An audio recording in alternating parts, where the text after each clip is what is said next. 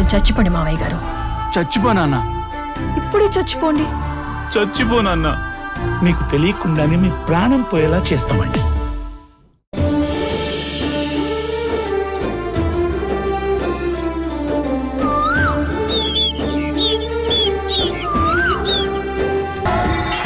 స్వామి, వచ్చావా రాణమా? స్వామి, నేనొస్తానని మీకు ముందే తెలుసా? కనిపించకుండా పోతున్నానని కలవరించావు కదా రాణమ్మా. స్వామి, మీరు పరోక్షంగా ఆ సర్పగండం గురించి హెచ్చరిస్తూనే ఉన్నారు. నా బిడ్డకు ప్రమాదం ఉందని భవిష్యవాణిలో చూశాను.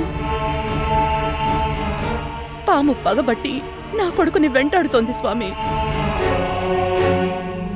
మనుషులతో వచ్చే ప్రమాదాన్ని నా ప్రాణాలు అడ్డుపెట్టైనా కాపాడుకుంటాను. కాని ఈ పాము ఎటువైపు నుంచొచ్చి నా పిల్లల్ని కాటేస్తుందో తెలియక ఎలా కాపాడుకోవాలో అర్థం గాక రగిలిపోతున్నాను స్వామి. వాళ్ళు నీ పిల్లలా రాణమ్మా?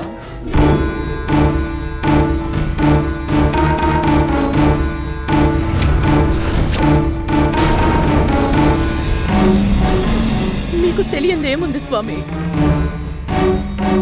నా బిడ్డలు పసి ప్రాయంలోనే నదిలో మునిగిపోయారు.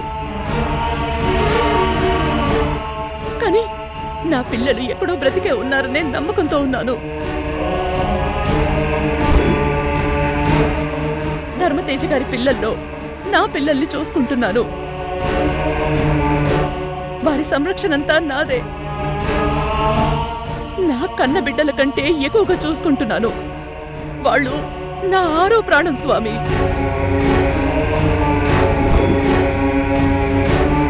ఆ పిల్లలకి ఏం జరిగినా సరే నా మనసు అల్లకల్లోలం అయిపోతోంది స్వామి.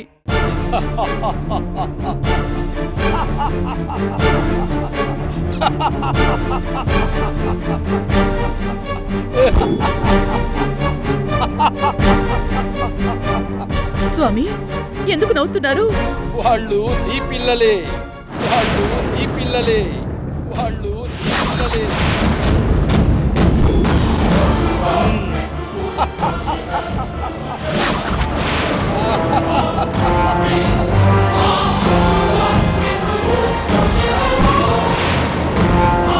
ఏంటి స్వామి మీరంటుంది? వాళ్ళు ధర్మతేజ గారి పిల్లలు. నా పిల్లలు నదిలో కొట్టుకుపోయారు. ఇప్పుడు ఇప్పుడు ఇలా అంటున్నారు. నాకేం అర్థం కావడం లేదు. లోక జ్ఞాని, మీరు నాకు కాస్త వివరంగా చెప్పండి స్వామి. త్రిలోక జ్ఞాని అంతా వాడికి అర్థమైంది కదా, అందుకే తిప్పుతున్నాడు. త్రిమూర్తులను చంటి పిల్లలుగా మార్చి తల్లిలా లాలించి పాలించిన ఆ సతీ అనసూయ పరీక్షలాగా నువ్వు పరీక్షను ఎదుర్కొంటున్నావు.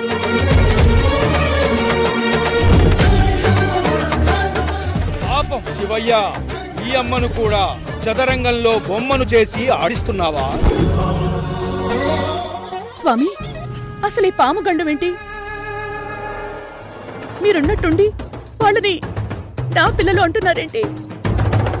అంటే లోకజ్ఞాని నేను, నాది మనిషి రూపే. విధి ధర్మాన్ని దాటడం వాడికి తప్ప ఎవ్వరికీ లేదు.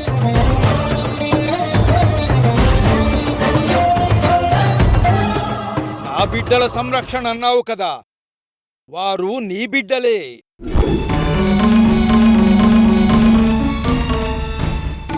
అయితే నా బిడ్డలకి గండం ఎందుకు వచ్చింది స్వామి? ఎలా కాపాడుకోవాలో మీరే దారి చూపించండి స్వామి. కృష్ణ నా మేనకోడల్ని ప్రేమించాడు, కానీ ఇంకో అమ్మాయిని పెళ్లి చేసుకున్నాడు. వ్యక్తిగత సమస్యలున్న వాడికి ఈ విషయం చెప్పలేను. వాడిని ఎలా కాపాడుకోవాలి స్వామి? కాపాడుకోవాల్సింది ఒక్కరిని కాదు, ముగ్గురిని.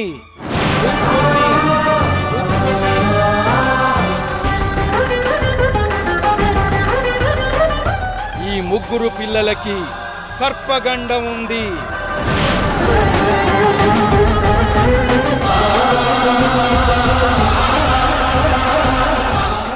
ఆ ముగ్గురు ఆ సర్పగండానికి బలవుతారు రాణమ్మా. అయ్యో!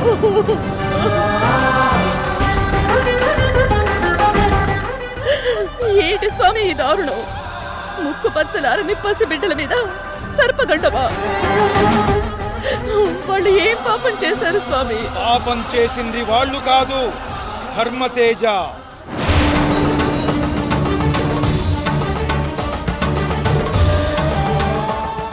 ఆ ధర్మతేజ కన్ను మిన్ను కానక పాపపుణ్యాలు ఎరుగక చేసిన మహాపాపం. స్వామి, ఆ ధర్మతేజ గారు తెలిసి ఏ చిన్న తప్పు చెయ్యరు. అలాంటిది ఎవరికి పాపం చేశారు స్వామి? ఉక్కు పచ్చలారని పిల్లలు అని నువ్వు కడుపు కోతతో కన్నీళ్లు కారుస్తున్నావు. అలాగే ధర్మతేజ చేసిన ఒక దుశ్చర్యకి ఒక తల్లి కడుపు శోకంతో తల్లడిల్లిపోతూ ఉంది.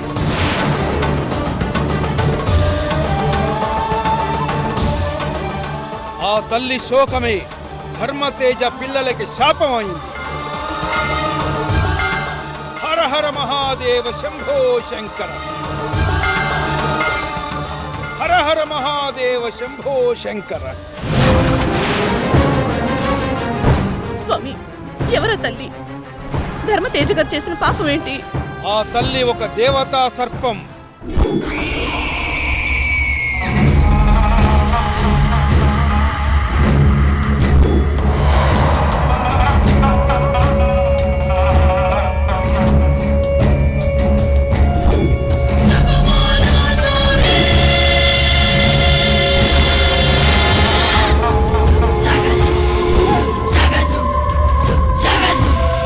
ధర్మతేజ కొత్త గృహం కట్టడానికి ఆ దేవతా సర్పగృహం అయిన పుట్టను అడ్డంగా ఉందని దాన్ని పెకలించి వేశాడు. ఆ సమయంలో పుట్టలో ఉన్న ఆ సర్పం గుట్లు పగిలి అందులో పిల్లలు అన్ని మృత్యువాత పడ్డాయి.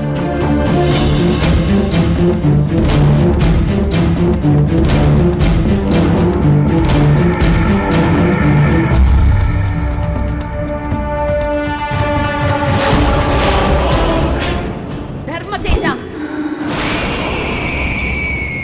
నా పిల్లల్ని చంపి నాకు పుట్టెడు శోకాన్నిచ్చావు. నీకు ఇదే నా శాపం.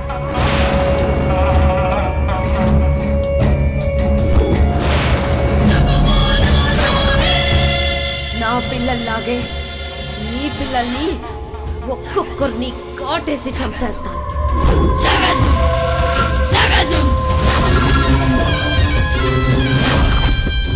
నీ పిల్లలు ఒక్కరు కూడా సన్మార్గంలో నడవరు.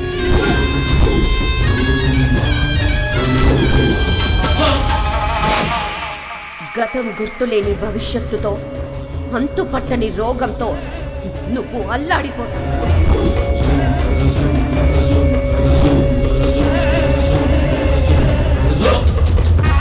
నీ పిల్లలు చేతికి అందొచ్చిన రోజు నా పగని ఆరంభిస్తా.